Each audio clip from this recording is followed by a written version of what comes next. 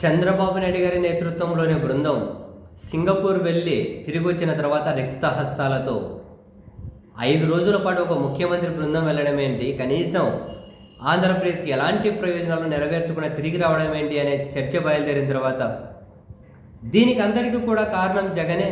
జగన్ వల్లే భయపడి ఎవరు ఆంధ్రప్రదేశ్కి రావడం లేదు అనే ప్రచారాన్ని స్వయాన నారా లోకేష్ గారి మీడియా సమావేశంలో కమెంట్స్ చేయడం, వాళ్ళ పత్రికలు టీవీ ఛానళ్ళు దాన్ని జగన్ వల్ల ఏం రావట్లే అని చెప్పి ఆ ప్రచారం జనంలోకి తీసుకెళ్తూ ఉన్న క్రమంలో వైఎస్ఆర్ కాంగ్రెస్ పార్టీ తాజాగా 7 ప్రశ్నలతోటి నారా లోకేష్ గారికి సవాల్ విసిరారు.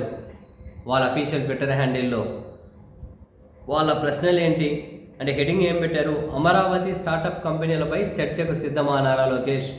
ప్రశ్న 1, వచ్చే 5 ఏళ్లలో రాష్ట్రంలో సింగపూర్ 45,000 కోట్ల పెట్టుబడులు.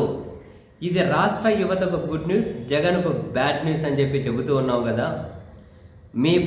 ఆ ప్రశ్నకు వీళ్ళ జవాబు అంటే వీళ్ళ భాషలో, నిక్కర్ మంత్రి లోకేష్ ఎప్పుడూ జగన్ గారిపై పడి ఏడవడం మానుకో. ఇప్పటి వరకు మీ నాన్న చంద్రబాబు ఉమ్మడి రాష్ట్రంలో కానీ ఇప్పుడు కానీ 58 సార్లు సింగపూర్ వెళ్ళి వచ్చారు. మీరు తెచ్చిన పెట్టుబడులు మాత్రం 0. ప్రశ్న 2, జగన్ అనే వ్యక్తి క్రిమినలైజేషన్ పాలిటిక్స్ చేస్తున్నాడు, పెట్టుబడులను అడ్డుకునేందుకు తప్పుడు ఈమెయిల్స్ పెట్టించాడు. జవాబు, పెట్టుబడులు పెడతాం, వ్యాపారాలు చేసుకుంటామంటే బుద్ధి ఉన్నవారు ఎవరూ వ్యతిరేకించరు.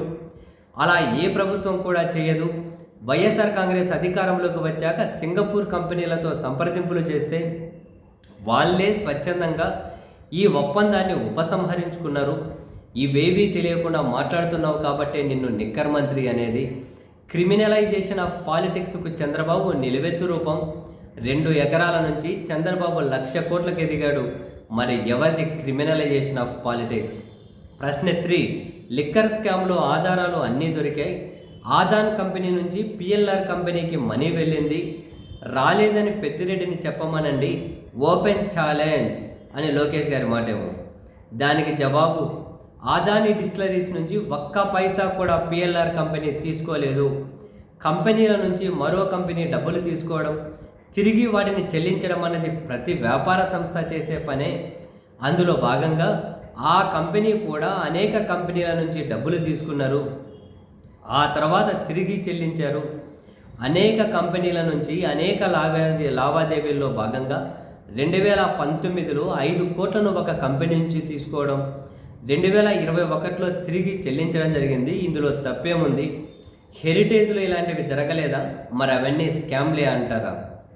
ప్రశ్న 4, దేశంలో ఎక్కడైనా లిక్కర్ కంపెనీ 400 కోట్ల బంగారం కొంటుందా? లోకేష్ ప్రశ్న. వీళ్ళ జవాబు, లిక్కర్ వ్యాపారం చేసే ఒక డిస్టిలరీ కంపెనీ బంగారం కొంటే అది ప్రభుత్వానికి కానీ ఇంకొకరికి కానీ ఏం సంబంధం? వ్యాపార సంస్థలు వివిధ రూపాల్లో పెట్టుబడులు పెడుతూ ఉంటాయి.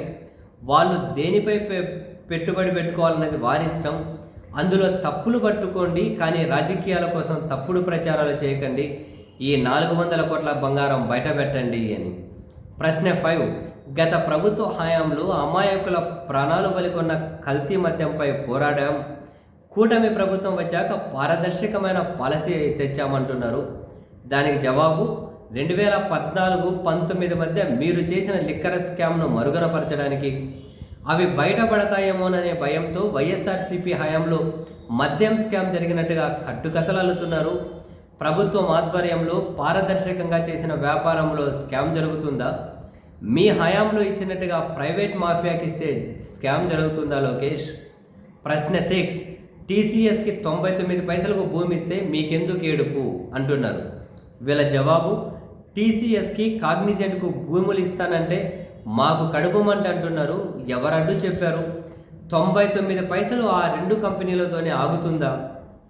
లేక మొత్తం విశాఖపట్నాన్నే అదే రేటుకు అమ్మేస్తారా?